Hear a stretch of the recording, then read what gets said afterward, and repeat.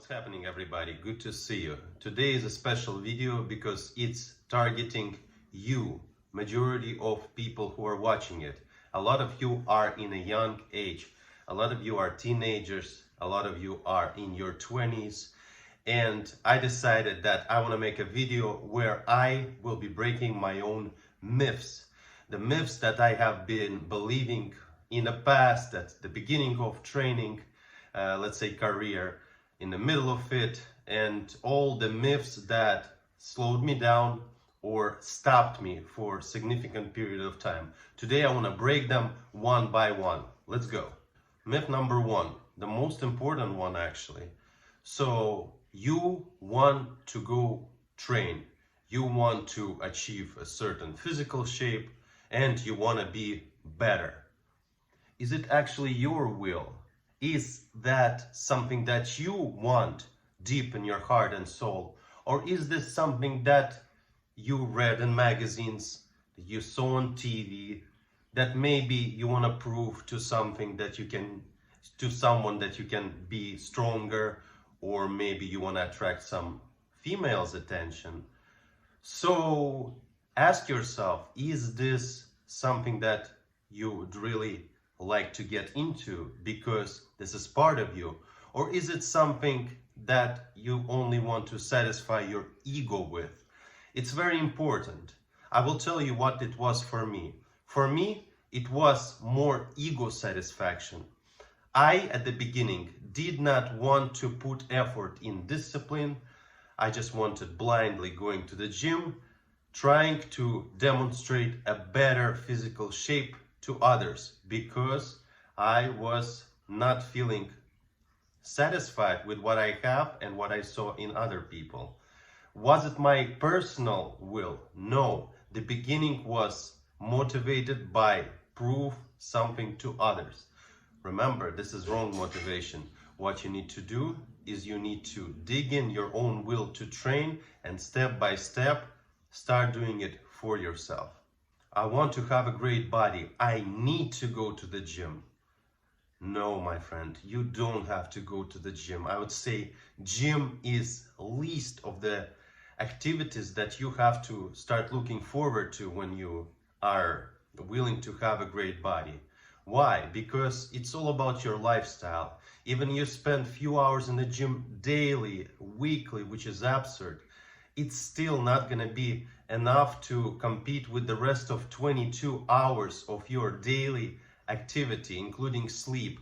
And that's exactly the time where you put the most effort to live healthier, to make a better choices.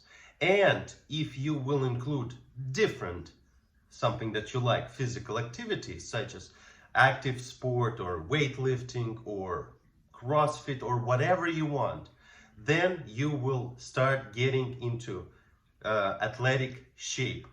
But you don't have to aim on particular physical activity and find it a solution for your problem, because the solution is daily lifestyle. For me, it was the same. I was thinking that everything I have to do is just to go to the gym and lift weights. And I didn't care about anything else. Well, guess what? Everything else didn't care about me, and I was not looking anywhere close to what I wanted.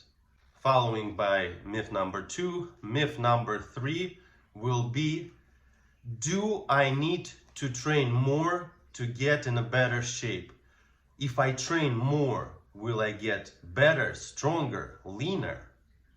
No, you won't, because again, going to the previous myth explanation, I said it's not about particular training, it's all about lifestyle. It matters how you put the nutrition, how you understand your body, how you understand the rest time, the central nervous system, utilization of certain nutrition. That, my friend, you get throughout the experience unless you are 1% of genetics. So no. More so, when you train a lot, you may get overtrained and you may get tired of the process and start hating everything.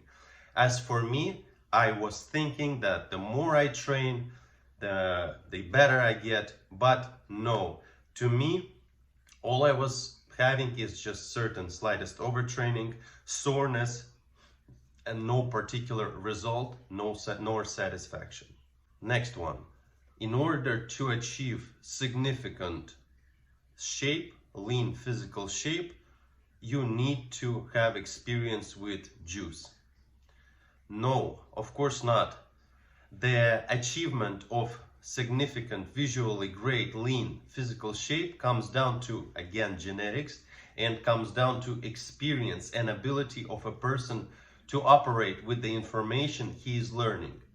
As everywhere else, simply to be said, if you learn along the way, if you monitor what's happening, if you try to make improvements, if you perform certain of the discipline and see it's benefiting you, you adjust it throughout the time, the mastering of your own discipline and understanding of nutrition and process becomes better and better and better and better. And you look better and function better and feel better and stuff like that. What happens is, if the person who is level 1, the beginner, or level 2, doesn't matter, the beginner with small amount of experience, 1-2 years, is looking at the person who has experience 10, 15, 20 years, of course the comparison is huge, the contrast is huge, and it's almost impossible for the person who is the beginner to understand that at the level 20 you can get like that by just learning and practicing. Of course not. It also comes down to the fact that a lot of people do not realize that everything is not limited to steroids. It's limited to actual learning, practicing, and of course genetics and all that. But they try to apply their steroid thinking to everybody else who is better than them in a certain way. And that's very narrow-minded. As for me, yes, I was narrow-minded. I was looking at the people who were competitive athletes, and of course they were on juice, and I knew that, and I spoke with them about that, and I set myself standard that you cannot achieve a significant shape without steroids, and that was a huge mistake. Myth number 5. It is possible to achieve a significant result fast. No, it is not possible, because again, everything takes time. Even you can achieve certain size very quick by eating surplus of calories. This size is gonna be not unnatural for your body. It's not gonna go equally with all the systems, such as cardiovascular system, such as skeletal system even, and all of that, because you hear that a lot, that people can bulk up, use a weight gain or this and that, and they will get bigger. Yes, they will, but it's same type of bloat, guys, that you get when your body is not functioning well. You know, you've seen some sick people with the big calves, you know, they experience some health issues. Their calves are bigger than bodybuilder, but does that mean that they're healthy or athletic? No, of course. And that's what they try to promote you, that you can gain fast muscle, and of course they use word muscle, but it's basically size. Majority of it is weight, fat and water. Or you can slim down fast, which is opposite, you know, that removes your appetite and try to make you starve and lose water.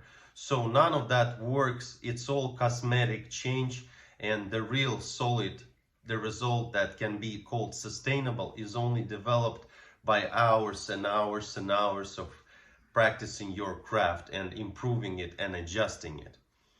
Unfortunately for me, I was that guy who believed that things can be achieved faster. I wanted to, my ego wanted to show certain result of my own to others, and I tried to chase the shortcuts, but unfortunately I didn't understand that shortcuts do not lead to any stable result. Shortcuts only disbalance your progress. And I was gaining weight and going down and gaining weight. It took me a while to actually understand that I was wrong in that aspect. Myth number 6. If you lift more, you will grow more and you will get big. No, it's an absurd, because again, what it matters how you lift certain weight. I would like you to pay attention to power lifters, and pay attention to the category of power lifters who are, let's say, less than 90 kilograms or 200 pounds. You will see decent looking people who you would never call that they're lifting if they were close. But when you see them lifting that 200 kilograms, 455 pounds or more, you're like, how do they do that? And they don't show any significant huge muscles on that frame. It's because it's all about form. The lifting weight on the competition, it's all about adjusting the best for your anatomy position in order to press the best weight. And that's least about the muscle. In this case, let's say it's bench press, least about chest, more about how to tie up all the body to bench press that.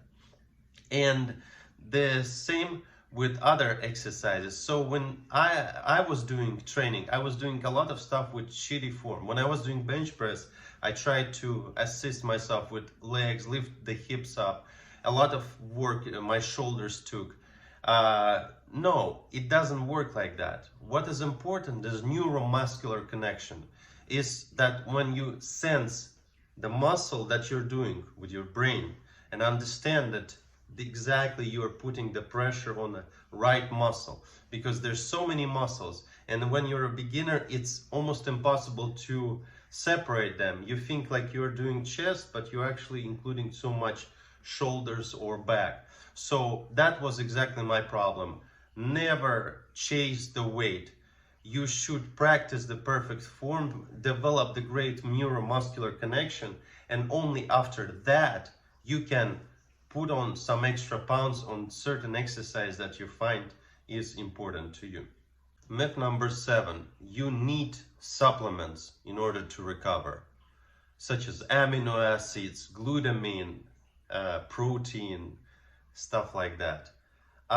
No, you don't, because your supplements is nothing comparing to your nutrition, daily nutrition. And in million cases, what we see is that people have poor nutrition, something like, let's say, sugar-free syrup pancakes with whole wheat flour and protein, something like chicken and rice with sugar-free sauce, and they have the glutamine, aminos, vitamins on top of that. I do not find this practical at all, because you don't need any supplements. Your supplements are in your nutrition daily value, and the more nutritionally you will try at least to pack each in single meal on your plate, the more supplementation you will get. And besides supplementation, you will also start developing right habits. Instead of a habit always replacing expensive useless bag of BCA amino acids, you will develop a habit to make sure that on each of your plate there are at least some sort of greens. And that's my idea of supplements. Back in the days, of course, as you can already probably think, that I was chasing supplements. Exactly, you need to gain, weight gainer, post-workout, pre-workout, amino acids. If I only could recover those money that I spent on all that shit, I would probably buy at least equipment for YouTube, including the whole gym. Next myth. You cannot maintain a significant physical shape without suffering on a diet. So basically, if you are not super organized, if you're not boiling your chicken or grilling it every morning, if you're not packing your sweet potatoes on 5-6 meals a day, then you're not gonna get a shape. Well, all those myths come from bodybuilding, because again, if we take a criteria as Jay Cutler, Mr. Olympia, then he maybe cannot survive without that. But Jay Cutler is Jay Cutler. You and me are you and me. And we only need so much. So basically, when you think that you need to reach a certain amount of protein, you need to make sure that there's no sodium, you need to make sure that this is boiled this way and that, it's overwhelming. And it's unnecessary completely if you want to look decent and athletic and healthy, which is most important. You only need so much, and each of the meals you can make super delicious. You can put nice, in moderation, amount of spices, oils, and whatever you like. As long as you put some love in cooking and preparation, it will make it work. So you don't have to force yourself on anything. You don't have to force yourself to carry anything. Every day is different. Every day is different physical activity, lifestyle, stress, responsibilities. And that's why you need to develop habits, how to be able to make the best choice out of where you are, no matter what. As for me, as you probably understood, I was extreme. I was thinking that you have to, if you want the lean abs and all that, you need to just boil this chicken, like do this egg whites and suffer. And of course, suffering brought nothing but suffering.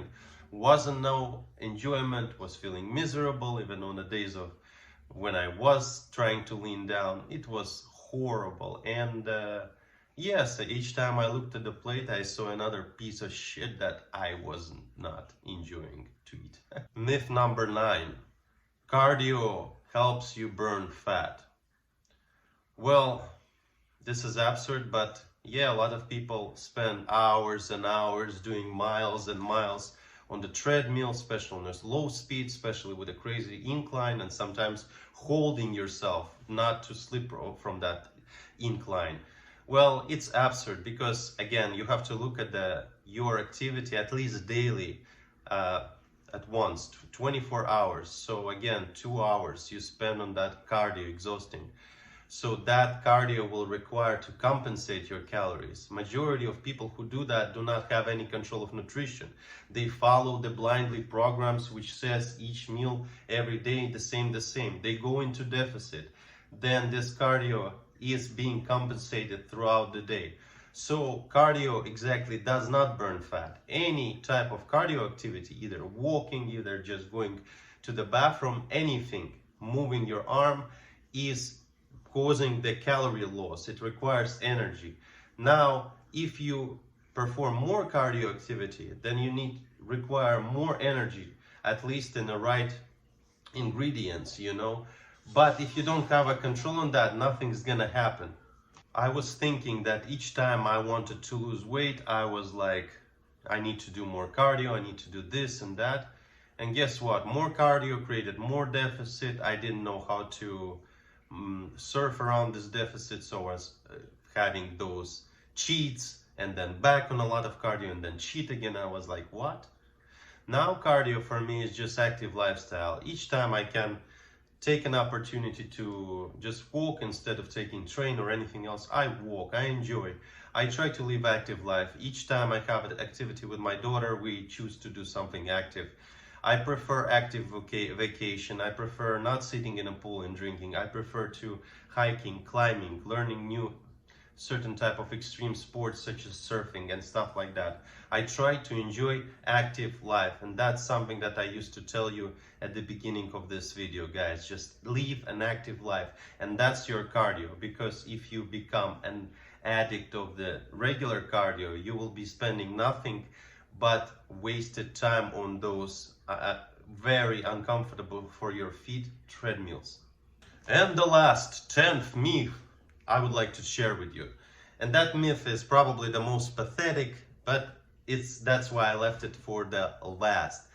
We are talking about, is getting big, is lifting more weights actually makes you stronger, actually makes you more intimidating, actually makes the whole world around you look at you and admire that mighty physique.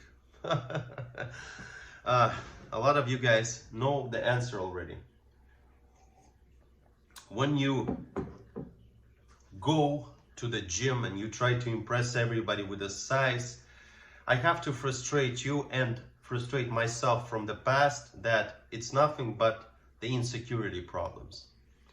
See, we are living in civilized world, and the biggest, the most barbaric person most likely will go to facility for mentally insane rather than conquer the world.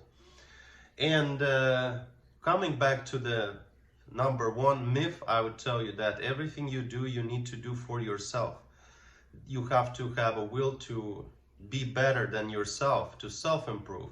If you want to go on a competition on strongman, let's say want to be biggest, strongest, then train for that. Train to explore not your ego but your potential that you've been given by nature. But if you go to the gym and your goal is to try to get bigger, to impress somebody, and that's why you are training for, it's nothing but insecurity issues. And insecurity issues has to be either identified at least or corrected for the most lucky ones. For me, it was simple. Yes, I was thinking that the bigger I look, the more intimidating I am, especially when I came to America. You know, the people used to say to me, "Oh, big guy." I used to be like 240, 250 pounds, and people were like, "Oh, yo, bro, you're so big." And when you get that, those type of compliments again and again and again, you start believing that you're big, strong, and intimidating. But then eventually throughout the life, I told you the experience from Thailand. When I took the jump rope, I couldn't do anything. I was functionally disabled. I was not be able to do anything difficult. I was skipping when I was going to the gym, I was just lifting weights. I was skipping all the cardio classes, everything, because I clearly knew that no, I will not be able to do anything there. And of course, if the elephant if the strongest animal of in the planet was elephant, you know, then sorry, if the biggest was the strongest, then the strongest animal would be the elephant. But I think it's a lion for some reason, because the other qualities and functionality, speed, agility, they matter too. And of course, you have to develop functionally, you have to develop overall.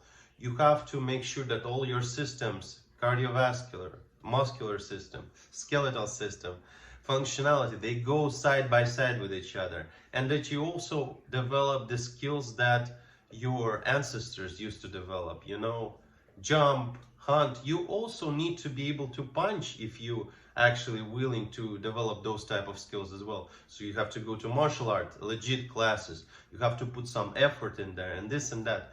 And that's building you as functionally strong human being. But actually what matters here is that you do what you love and you understand the process and you are not harming yourself. That's all. That's all. And if you follow those rules, you will be functionally strong, healthy human being. As simple as that. I hope you enjoyed this video. Those are just 10 mostly random myths that I destroyed for myself from the past and for you right now.